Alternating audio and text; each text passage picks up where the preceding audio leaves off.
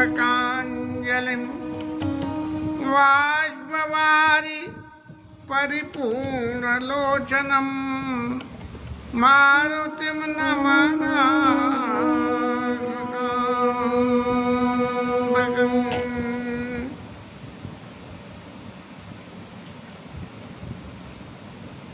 लोमश ऋषि के पास भुशुंडी महाराज भगवान के सगुण ब्रह्म को आराधन करने की ज्ञान लेने के लिए पहुंचे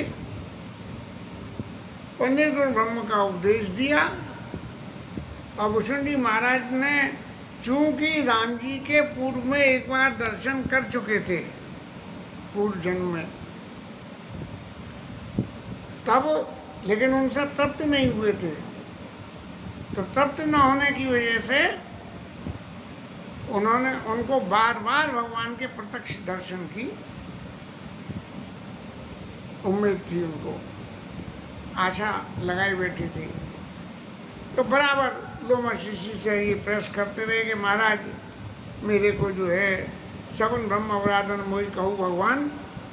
जब जो है ये नहीं माने, ऋषि महाराज ने देखा कि भाई सगुण ब्रह्म अवराधन तो बहुत कठिन है, क्योंकि सगुण ब्रह्म के आराधन करने में मोह बहुत जल्दी हो जाता है, क्योंकि सामने सामने कुछ न कुछ ऐसा दिखने लगता है, जैसे गरुड़ जी को हुआ, नारद जी को हुआ, सब देवताओं को ऐसे ही मोह हुआ, तो ऐसे मोह हो जाता है। इसलिए इसको निर्गुण मत कहो कि जिसका कुछ है ही नहीं, जो दिखे ही नहीं, सिर्फ भाव राज्य में चलो और भाव राज्य में आनंद लो और भगवान का साधन करो, भगवान कृपा करेंगे तो मुक्ति हो जाएगी। लेकिन जब भुशुंडी महाराज ने इसके कट का जवाब दिया, तब जो है नाराज होकर उन्होंने शाप दे दिया कि जा, तू मेरी सही बात को नहीं मानता है। मोरे कहे उन्हें संशय जाई विपरीत भलाई नहीं। महादेव जी ने पार्वती को समझाया था सगुण ब्रह्म अपराधन में कि मोरे कहे उन्हें संशय जाई विपरीत भलाई नहीं, तो वहाँ भी कांड हो गया।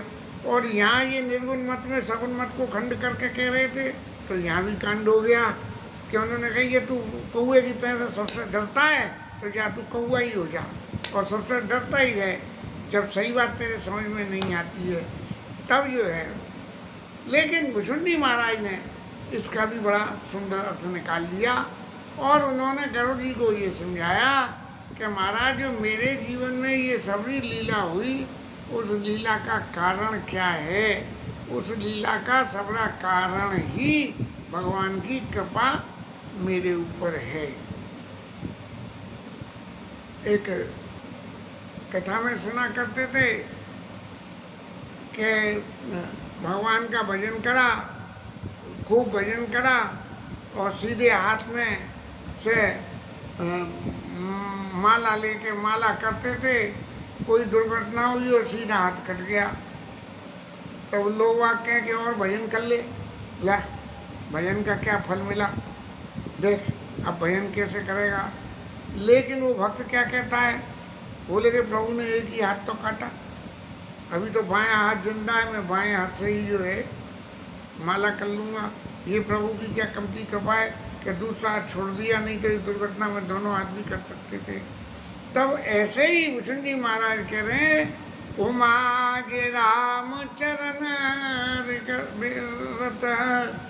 विगत काम मद क्रोध और निज प्रभु मैं देखई जगत कैसन करही विरोध। जब भगवान के चरणों में स्नेह हो जाए और विगत काम क्रोध और मद इन तीनों से दूर हो जाए।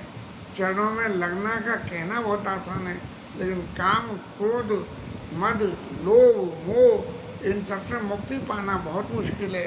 क्यों? कि इनसे मुक्ति कभी पाई ही नहीं जा सकती है। तो मुक्ति कैसे हो सकती है? बोले इन सबको भगवान के चरणों में डाइवर्जन कर दो। जो काम अपने लिए खाने के लिए हो रहा है, वही काम ठाकुर जी के भोग प्रसाद के लिए बना के और ठाकुर जी को भोग प्रसाद लगा के लोगों को बांटो। तो बांटने में जो सुख होएगा उसी में से किन का प्रसाद अपने भी बट में आ जाएगा, तो खाने का सुख हो जाएगा। बढ़िया कपड़े हैं ठाकुर जी को पहनाओ, बढ़िया मंदिर में ठाकुर जी के लिए सब चीज उत्सव करो। तो इस तरह से ये काम क्रोध लोभ मद मोह सब जो है भगवान के चरणों में अर्पित करके और सब उनके लिए उनके निमित्त काम करें, तो ये हमें जो है सद्गति देने वाले हो जाते हैं।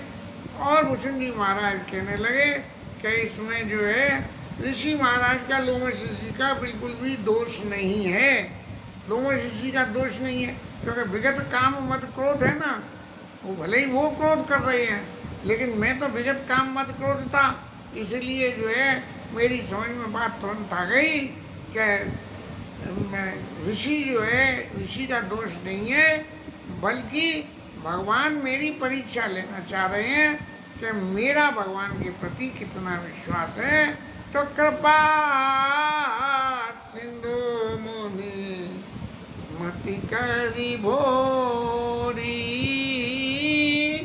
अरे लीनी प्रेम परीक्षा मोरी। मैंने भुचुंडी महाराज को ऐसा लगा कि भगवान ने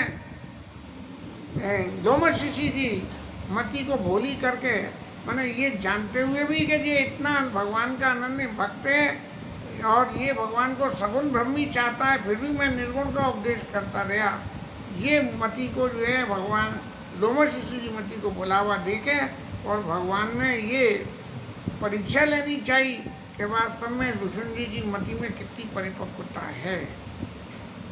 मन बचक्रम मोहि निज जन जाना। अब भगवान ने जब ये देखा, ये परीक्षा ली भगवान ने और लेके ये जाना कि हाँ भाई मन वचन और कर्म से मेरा भगत है, तब उन्होंने मुनि मति पुनि फेरी भगवाना, भगवान ने जो है मुनि की मति को फिर फेर दिया। जो अब तक नाराज हो रहे थे और नाराज होके मुझे जो है श्राप देके ये कह रहे थे कि कौआ हो जा, अब उनके समझ में आ गई कि भाई इसके चित्त में राम जी की भक्ति पक्की है, तो ये जो कुछ भी घटना हुई वो घटना गलत हुई, इसलिए जो है मुनि मत पुन फेरी भगवाना, भगवान ने जो है उनकी मति को फेर दिया। तब जो है मेरी उस शीलता को देख के कि मैंने, नहीं तो मैं कह देता वाह महाराज आप जो है अपने आप को समझते हो कि आप कितने प्रकांड पंडित हो जे हो, लेकिन मैं आपको बताता हूँ मैंने कैसे राम जी के दर्शन करे हैं, जिसके लालच में मैं बार बार दर्शन करना चाहता हूँ। लेकिन मैंने कुछ भी नहीं कहा और उनके श्राप को मैंने सिर पे धर के शिरोधार्य करा और मैं कौआ बन के उड़ के चल दिया। तब जो है अब लोमश ऋषि को पछतावा हुआ कि वो मैंने गलत सजा दे दी, और फिर उन्होंने मेरे को बुलाया और बुला के राम जी की भक्ति करने का सगुण ब्रह्मराधन का उपदेश करा और मेरे को राम मंत्र दिया, ओम राम रामाय स्वाहा राम रामाय नमः। हर्षित राम मंत्र तब दीना और कहा क्या करो, जो वो पहले दर्शन करके आए थे वही आशीर्वाद दे दिया कि बालक रूप राम कर ध्याना, होई मुनि कृपा निधाना। मुझे क्या कही कि भगवान के बाल स्वरूप का जो है दर्शन करना, भैया इतने स्वरूप हैं भगवान के, तो बाल स्वरूप कहते हैं, क्योंकि बाल स्वरूप में बाल लीला को सहज बाद में यदि बच्चा कोई गलती भी करे, कोई भी नया काम करे, तो गुरुपित मात मोद मन भरई, जो लड़का कछु अचगल करई और गुरुपित मात मोद मन भरई, ऐसे जो है ये भगवान के ऊपर तो कुछ रहेगा नहीं, ये सब मेरे ऊपर है कि भगवान की उस लीला को किस तरह से लेना है। तो बालक रूप राम कर ध्याना, कहे होई मुनि कृपा निधाना। अब महाराज जब बालक रूप का ध्यान करने की बात कही तो मैं उस ध्यान को करने लगा। और फिर मुझे जो है कुछ समय अपने आश्रम में रखा और भगवान की लीलाओं का वर्णन किया। भगवान राम के रामचरितमानस का भगवान राम के चरित्र का जो है वो वर्णन करके और सुनाया। और फिर मुझे बड़े स्नेह के साथ में ये कथा सुनाई। भाई स्नेह के साथ कथा क्या, क्यों भाई समझ में आ गई कि नहीं, कोई संशय तो नहीं है। एक तरफ तो श्रोता जब बोला है तो बोलता चला जाए और फिर पूछे कि समझ में आ गई ना। तो ये जो है मेरे को जो है ये स्नेह के साथ में रामचरितमानस सभा का सादर मुझे कथा सुनाई। पुन बोले मुन गिरा सुहाई, और ये कहा कि मैं तेरे को ये बातें क्यों कह रहा हूँ, ये कथा मैंने अब तक क्यों नहीं सुनाई, और अब सुनाई तो क्यों सुनाई, तो इसलिए सुनाई है रामचरित सर गोप्त सुहावा सम प्रसाद तात ने पावा। ये शंकर जी ने मुझे प्रसाद दिया था,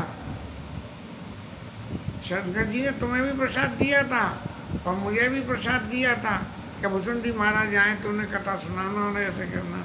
इसलिए मैंने जो है तुम्हें सुनाया और तुम्हें भगवान राम का पक्का भगत जान के मैंने जो है ये डिटेल स्टडी में आपको समझा के कही। लेकिन अब आप एक बात ध्यान रखना, मुनि मोहि विविध बात समझावा, मैं सप्रेम मुनि पद से नावा। बहुत समझाया मुझे, और समझाने में एक बात कही कि जिनको भगवान के राम के प्रति चरणों में प्रीति नहीं है उनको ये भक्ति की, ये रामचरित की बात को आप सुनाओगे तो उनके कुछ समझ में नहीं आएगी और उल्टे कल्प विकल्प से उल्टी सीधी बातें हो गई। इसीलिए मेरे ये जो है कभी भी जिनको भगवान राम प्रिय नहीं है उनको ये भगवान राम के चरित्र को कभी मत सुनाना।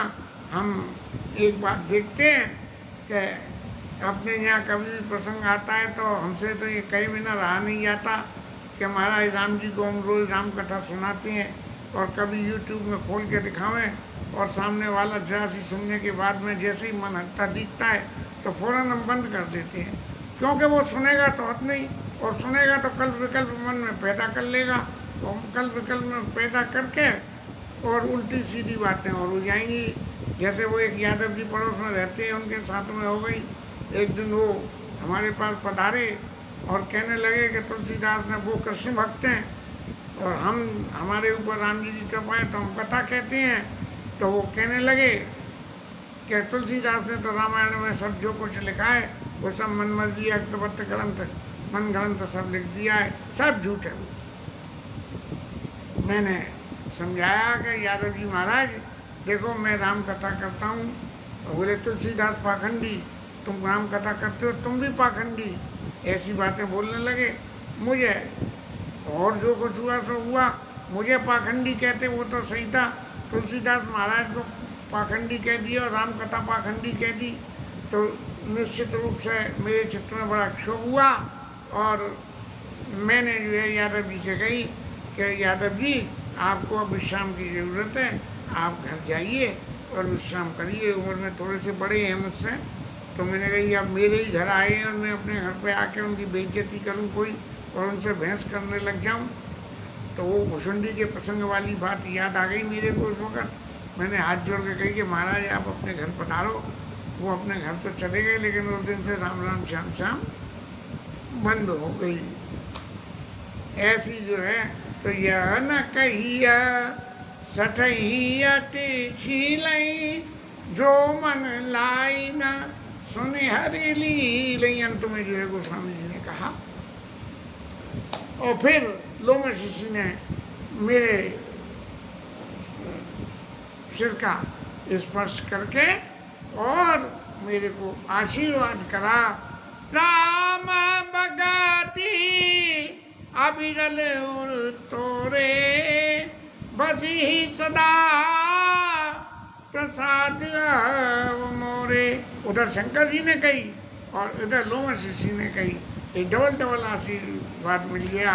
और सदा राम प्रिय हो तुम, और शुभ गुण भवन अमान, तुम्हारे कभी मान ही नहीं होगा, और शुभ गुण तुम्हारे अंदर बसेंगे। और क्या होगा, राम के प्रिय होगे, राम जी के, और काम रूप इच्छा मरण, कामना से ही, इच्छा करने से ही मरण हो जाएगा, और ज्ञान विराग निधान, ज्ञान और वैराग्य तुम्हारे अंदर में वास कर जाएंगे। और एक आशीर्वाद है कि यही आश्रम तुम बस सुंदर श्री भगवंत व्यापी तन अविद्या योजन एक पर्यंत 100 एक योजन शायद 100 मील या किलोमीटर होते हैं, वहाँ तक जो है जहाँ भी तुम बसोगे वहाँ अविद्या नहीं है। ही अविद्या माया का ही स्वरूप है, माया की एक विद्या एक अविद्या, अविद्या से संसार की सृष्टि होती है और विद्या से भगवान के चरणों में स्नेह पैदा होता है। और आशीर्वाद करते हुए ऋषि कहने लगे कि काल कर्म गुना दोष स्वभाव, काल से पैदा होने वाले, कैसे काल से, जैसे ये क्या कहें, अब कलिकाल में जहाँ जाओ तहाँ कहीं ना कहीं कोई दोष की बात उपस्थित रहती है, तो वो दोष तुम्हारे में नहीं आएगा जो काल के प्रभाव से संसार में दोष है। कर्म के प्रभाव से होने वाला दोष, कि कर्म गलत करोगे तो गलत फल मिलेगा, वो भी नहीं होगा। गुण दोष स्वभाव, उसके से पैदा होने वाले गुण और दोष जो व्यक्ति के स्वभाव में आ जाते हैं। कछु दुख तुम्हें न व्यापही का, महाराज आपको उनका किसी का न गुण का न दोष का कोई आपको फल ही नहीं मिलेगा। और क्या होगा कि राम ललित विधि नाना, भगवान की जितनी लीलाएं, उन सब लीलाओं के अंदर जो छुपा हुआ रहस्य है, उस सबको जो चाहे जूडी एक्सप्लेन है, बताए हुए या गुप्त हैं, और जो भगवान का जो इतिहास है उस सबको तुम बिना कोई प्रयास करे अपने आप ही अंदर से होते चले आएंगे।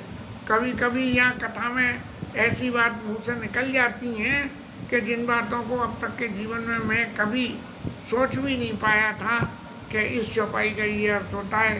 तो ऐसा समझता हूँ कि प्रभु जरूर कृपा करके अपने चरित्र को प्रकट करवाने के लिए इस मुख से कहलवाते हैं।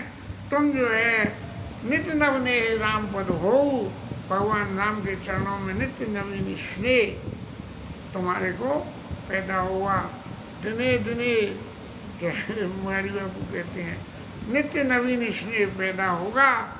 और इस एक और है कि जो इच्छा करियो मन माई, हरि प्रसाद कछु दुर्लभ नाई।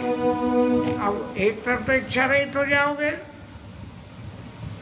और दूसरी तरफ यदि कोई इच्छा कर भी ली तो तुम्हारे लिए वो करी हुई इच्छा कभी दुर्लभ नहीं होगी। और इच्छा भी क्या करेंगे, जिसको काम क्रोध लोभ मद मोह नहीं है, उसकी तो एक ही इच्छा है कि भगवान के चरणों में प्रेम हो, तो तुम्हें प्रेम हो जाएगा। तब उनकी ये वाणी सुन के एक फिर आकाशवाणी हुई, एक मंदिर में हुई थी, जहाँ जो है शंकर जी ने आकाशवाणी में कहा था कि तेने गुरु का अपमान किया इसलिए मैं श्राप दूंगा। अब यहाँ वरदान देने के लिए यह मम भगत कर्म मन बानी, कहे ऋषि महाराज ये मन वचन और कर्म से मेरा भगत है।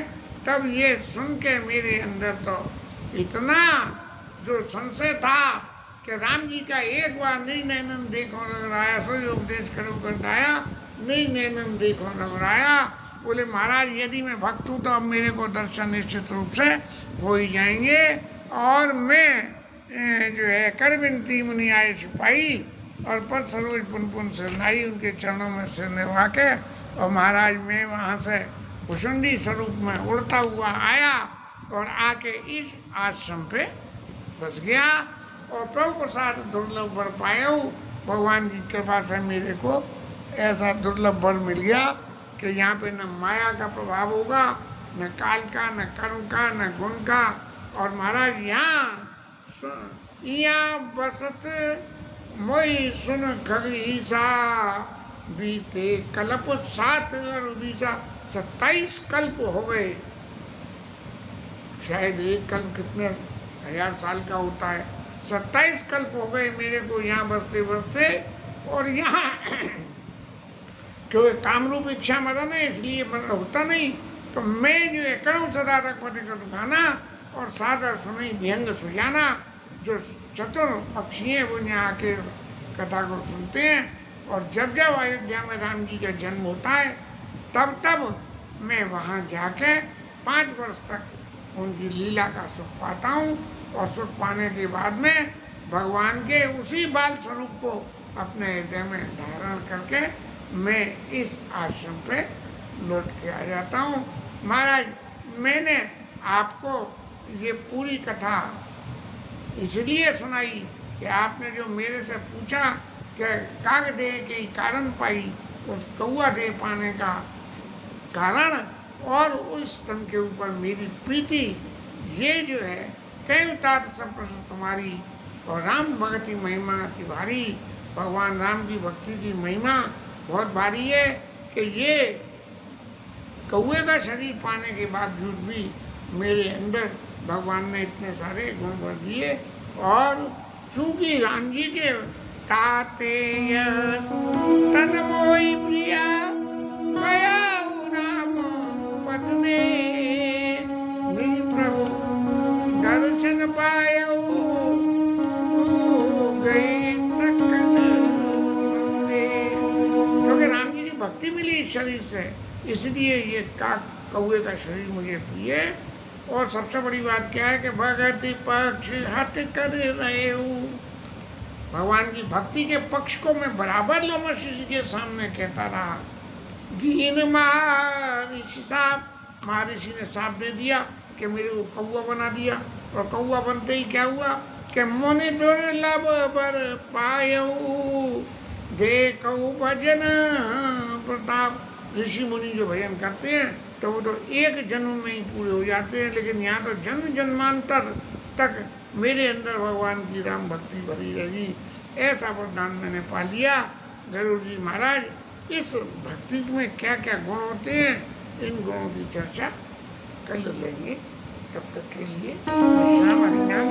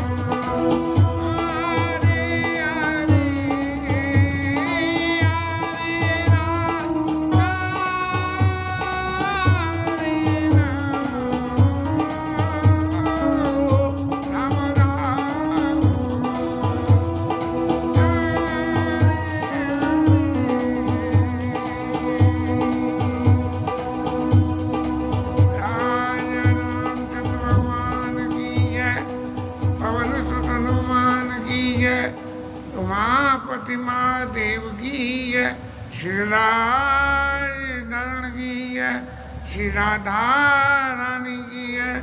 जय जय श्री राधे।